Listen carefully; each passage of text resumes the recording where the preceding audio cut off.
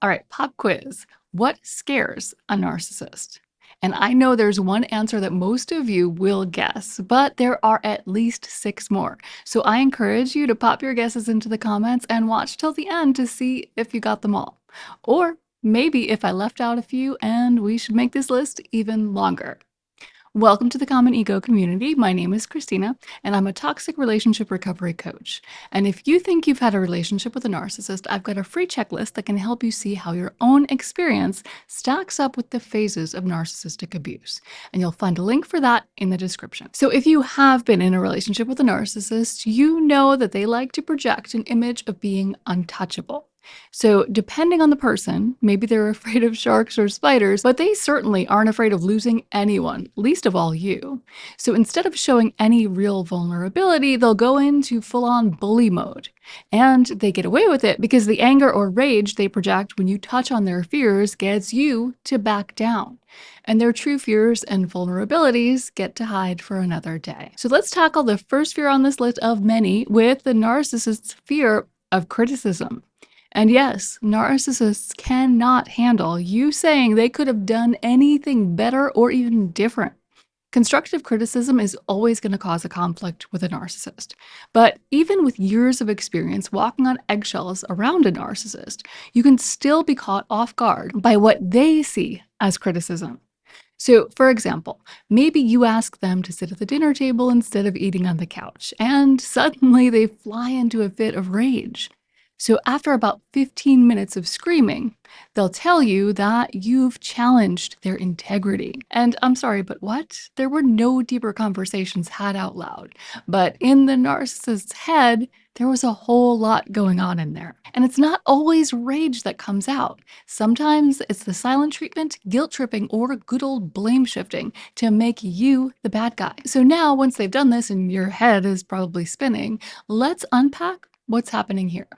So, narcissists fear criticism because it challenges the perfect image they've carefully crafted for themselves. They do have an inflated sense of superiority, but underneath it, their self esteem is extremely shaky. So, when someone points out a flaw or offers feedback that doesn't align with their idealized view, it feels like an attack on their identity. So, criticism forces them to confront imperfections that they'd really rather ignore, and that's honestly something they can't handle.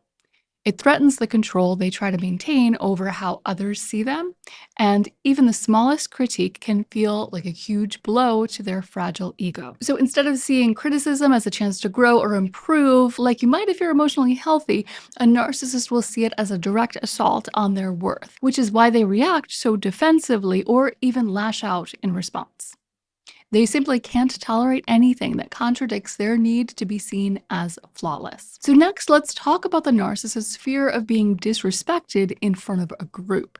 And this one is a little bit similar, but there are some nuances to it that make it stand out. So have you ever accidentally disrespected a narcissist in front of other people? So one second everything's fine, and the next thing you know, you're dealing with rage or icy silence, and all over something simple, like maybe you suggest moving a group dinner to a different restaurant, or suggest a shortcut to the narcissist's directions. You may or may not notice trouble brewing in that moment, but you'll surely hear about it later on when you're accused of trying to undermine and embarrass the narcissist. Because to them, it isn't just about dinner plans or directions. It's a perceived attack on their authority and status within the group. So let's break down what's really going on in a narcissist's mind when they feel disrespected, especially in front of others. You see, the narcissist's whole sense of self worth is tied to how they're perceived by others. Their fragile ego is built on external validation and admiration. So any hint of disrespect, especially in front of an audience, feels like a direct threat to their identity. It's kind of like they're constantly managing a persona. And when someone publicly challenges or disrespects them, it cracks that image they've worked so hard to create. So, losing control of how others see them can cause intense feelings of shame or humiliation, which they'll go to great lengths to avoid. In those moments, a narcissist's worst fear is losing power, status, or admiration. And disrespect triggers all of that. It makes them feel exposed, like the illusion they've built is slipping, and they have to regain control as quickly as possible. And then let's talk about another fear the narcissist has, and that is the fear of rejection. So, listen, no one likes rejection, and not everyone handles it well either. Let's be real about that. But with a narcissist, you can immediately tell that something's different. And this is why one of the best ways to test the waters with a new person is to see how they handle the word no.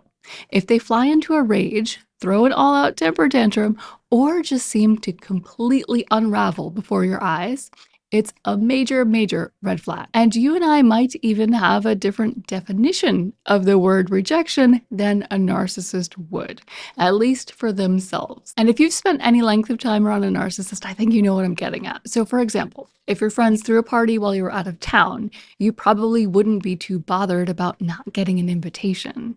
Or if you gave advice to someone and they just decided to go a different route, you probably wouldn't take that too personally either. But to a narcissist, both of those things could potentially lead to the feeling of a crushing rejection. And if you've been around a narcissist long enough, you've probably had moments where you've thought their reactions were a bit over the top. Or maybe they've taken things a little too personally. And for the record, I don't think we should actually be telling people that their feelings are too big, because that's kind of gaslighting. But we do need to be aware of things that become threats to our own well being. And a narcissist's reaction to rejection can absolutely threaten your peace and emotional well being. So here's what's going on behind the scenes. Narcissists fear rejection because it really hits them on a much deeper level beyond just being disrespected. Because we've already talked about how disrespect in front of others threatens that image that they project. But rejection is much more personal. It feels like a direct challenge to their own value. And again, while none of us like that, and it may kind of feel like that for you too, it may feel when someone rejects you, it has to do with your value. I want to remind you that that's not the truth, but I understand that it may feel that way. But what might be different with a narcissist is that that is really all they have. All they have is that external validation. So when they're rejected in that moment, before they go out on an all attack and start discrediting you, when they feel that rejection, it's going to hurt. And they're going to feel one of the worst things that a narcissist can feel, and we're going to get to that one soon. But to drive this home, narcissists really do rely on others to mirror back their value. So being rejected disrupts the entire foundation that they've built their false persona around. And it's very difficult, even from the narcissist's perspective, to maintain that sense of superiority after you've been rejected. But again, of course, they will instantly jump into discrediting the person who rejected them so that they don't have to take that feedback. And let's get to another item on this list. You might be surprised to hear this, but narcissists are also afraid of being ridiculed. So, have you ever made a harmless joke only to watch a narcissist's face darken with rage? And it's surprising because compared to how they've roasted you, it was nothing. Yet to them, it was inexcusable. And not only that, you're a terrible human being for treating them so poorly. Narcissists are notorious for being able to dish it out, but not being able to take it. So they'll be brutal in their mocking of others, but for them, being the butt of a joke is a full-blown threat to their very existence. You see, narcissists fear ridicule because it exposes them in a way they can't control, and it strips away their carefully built sense of superiority. When they're the target of jokes, they assume automatically that there's a deeper, darker meaning behind it. If you've ever noticed, narcissists often use humor as a weapon with a sharp, cutting edge that really shows their true feelings. And that brings to mind one of my favorite sayings: the greatest truths are said in jest. And this couldn't be more true than when a narcissist is mocking you. And in doing so, in mocking you, they're using humor to mask their own insecurities and to subtly assert dominance while maintaining plausible deniability. Oh, it was just a joke. You have no sense of humor. But when the tables are turned and they're the ones being laughed at, they will interpret your intentions as the same as theirs. So they will instantly, no matter what the situation, take that joke as a sign that you think you're better than them. And they absolutely cannot stand that. So another big fear for the narcissist is the fear of being exposed. And I want to ask you, have you ever caught a glimpse behind a narcissist's mask? It's like suddenly all the smoke and mirrors vanish leaving only a vulnerable, insecure person desperately trying to keep up appearances. And this mask can slip in so many ways, some subtle and some obvious. One way that's obvious is when a narcissist is caught red-handed. So maybe they've been lying about their job title for years, and you meet a coworker or catch a glimpse of their email signature and finally learn the truth. They're likely to explode with accusations of snooping piled on top of a whole lot of gaslighting. So for a narcissist, the fear of exposure runs really deep because their entire persona is built on a facade. Behind the scenes, they're hiding a whole web of flaws and dark secrets, and their true nature, things they can't afford to let anyone see. So the thought of someone pulling back the curtain and revealing who they really are is terrifying. It threatens their control and the image of perfection they've worked so hard to create. To keep those secrets hidden, this is something that you need to know. They will absolutely go into full-on defense mode, blame shifting or discrediting you before you can even get close to the truth. So if they start doing that, just know you're onto something. But for the narcissist, it's all about keeping the attention off themselves, which seems like a counterintuitive thing for a narcissist. But really what they're trying to keep the attention off is their true selves because they want to deflect any potential exposure. So if they can make you look like the problem, for the moment, they can stay safe from that scrutiny. It's all about protecting that false reality they've built to keep themselves feeling powerful and in control. And now let's talk about a really big fear for any narcissist, although it's more obvious in the overachieving, grandiose types. And that fear is being average.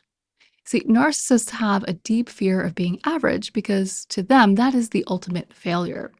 They see themselves as special, superior, and destined for greatness. So the idea of blending in or not standing out feels unbearable. For covert narcissists, this fear shows up in subtle ways. So they may live an average life on the surface, but there's an intense sense of entitlement simmering underneath.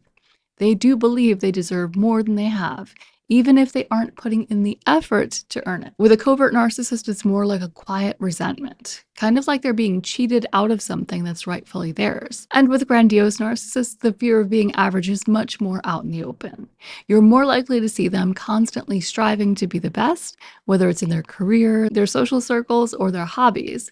But if they try and fall short, they'll either discredit the whole thing, acting like it wasn't worth their time, or they'll see anyone who outshines them as an enemy. And for them, it's not just about competition. It's about their need to feel exceptional and to be recognized as such. And if that doesn't work out for them, they'll retreat to a space where they feel superior again, even if it means avoiding challenges or dismissing others as less worthy. Average to a narcissist is an all-out attack on their sense of superiority. And now let's get to the absolute biggest fear for any narcissist, and that is being irrelevant. Narcissists fear being irrelevant more than almost anything else because their entire sense of self is tied to being noticed, admired, and validated by others. If they're not the center of attention, they feel like they don't exist. And that's why being treated as irrelevant is the most hurtful thing you can do to a narcissist. It strikes right at the core of their need to feel important. And this fear shows up in how desperately they seek attention, whether through praise, drama, or even negative interactions. I know any of you who have dealt with a smear campaign can attest to this firsthand.